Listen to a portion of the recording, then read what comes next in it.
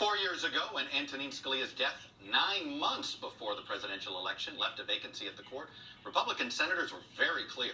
Confirmation of a new justice had to wait for voters to decide the next president. The American people are about to weigh in. The campaign is already underway. Voters are going to get to weigh in. It's about the principle. You don't do this in an election year. The American people will choose. Let the American people consider it as part of deciding who to support in November. That was when Democrat Barack Obama was in the White House. Now many of the same senators you just saw are saying, don't wait. President Trump should get to choose Ginsburg's successor immediately. That it does include my next guest. He's the chair of the Republican conference in the Senate. It's John Barrasso of Wyoming. Senator Barrasso, welcome back to Meet the Press. And before we get started in the politics, I want to give you a chance. What do you think Justice Ginsburg's legacy is in your mind? Really a heroic and historic figure. This is a great loss for our country. You know, here in Wyoming, we think of her as a trailblazer in so many ways because she had the Western spirit of grit and endurance and determination. She showed that every day. She was a role model for many, and you might not believe this, Chuck, but for young women in my staff who went into the law, she was an inspiration for many of them. She inspired a generation, and I think she is going to be long remembered for the trail that she blazed. Senator, I want to get into the politics. 4 years ago, you were emphatic on various ways you said it. You heard it in that list of clips. You would add on at different times, I want to give the American people a voice in this. Why don't you want to give the American people a voice this time? Well, first, let's be very clear. If the shoe were on the other foot and the Democrats had the White House and the Senate, they would right now be trying to confirm another member of the Supreme Court. You don't know that. What we're proposing is completely consistent with the precedent. What happened in 2016, and let's go back, we were following the Joe Biden rule. Joe Biden was clear when he was chairman of the Judiciary Committee. And he said when there is a Senate of one party and a White House of the other, and he said this to George Herbert Walker Bush, he said if there's a vacancy in that final year, we will not confirm. And that's what we did with Merrick Garland. But 29 times, Chuck, there have been vacancies in the year of a presidential election. And if both the White House and the Senate are of the same party, they go forward with the confirmation. So, I have scoured all of these 2016 notes, looking for these footnotes that have been added now. You guys have this new explanation. Never once on the Senate floor, when election is just months away in 2016, you said that people should be allowed to consider possible Supreme Court nominees as one factor in deciding who they'll support for president. This shouldn't even really be controversial. Then you said this is not about the person, it's about the principle involved, and I want to give the American people a voice in this. Republicans have said there should not be a bitter political fight. We have called on the president to spare the country this fight. The best way to avoid the fight is to agree to let the people decide. Senator, these are your words. Not once did you say, it depends on what party the Senate holds versus the party of the president. This just sounds like a power grab, pure and simple.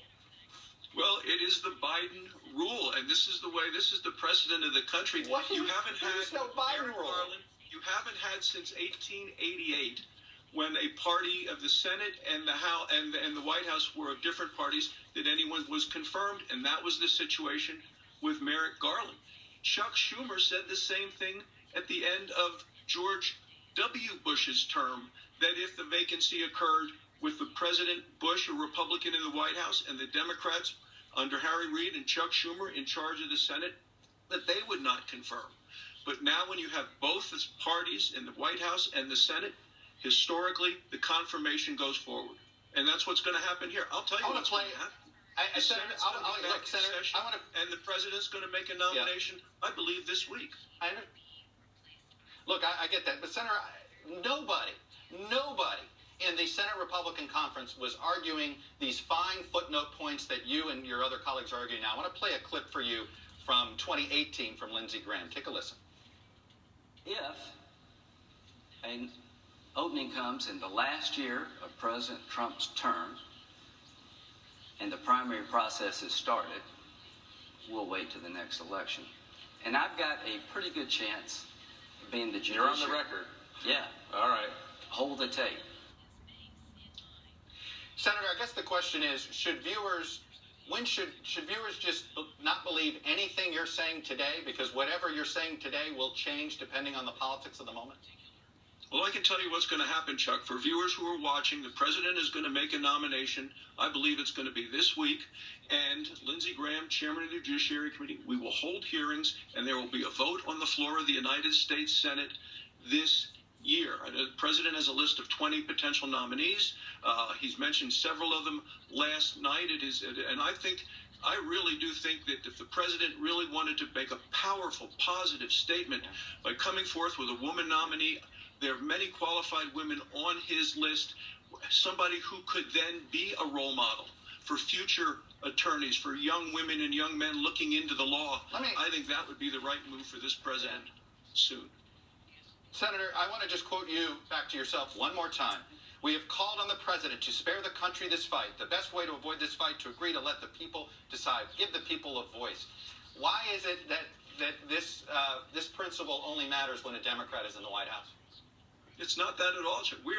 If we did something different now, we would be breaking with the precedent that has long been established, that if the president and the Senate are of the same party, you move along with confirmation. But Chuck, let me just say this one thing, because you brought this up with Amy and Chuck Schumer last night. Look, Chuck Schumer has been very clear. The Democrats have been very clear.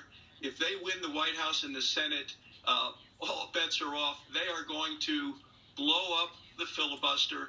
They are going to use the nuclear option. They are going to stack the Supreme Court. They've talked about raising the number of members of the Supreme Court. Right, so even though Ruth Bader Ginsburg said it's a bad idea, she said it would politicize the court, and she said 9 is the right number. You asked me if I believe it. The Democrats and Schumer have a war room. They have been at this for a long time. These are the promises that they have made, including stacking the Senate by making the District of Columbia. You asked the question. Yeah, but you have no regrets that Senate Republicans are going to look like hypocrites 44 days before the election for just a complete flip-flop to the average American. I mean, I know you're trying to come up with these caveats. Nothing about it makes any sort of sense to the average person. This is the consistent principle and policies that have been followed through the history of the United States when 29 vacancies occurred in years of presidential elections. We're going to be consistent with all of that. But you're right, there's an election coming up. Every Senate candidate and every senator speaks for himself or herself. As chairman of the conference, I have great respect for that. But each one is going to be called upon to make a decision and to, in their role as our advise and consent, the president is going to nominate, and we're going to vote this year, Chuck.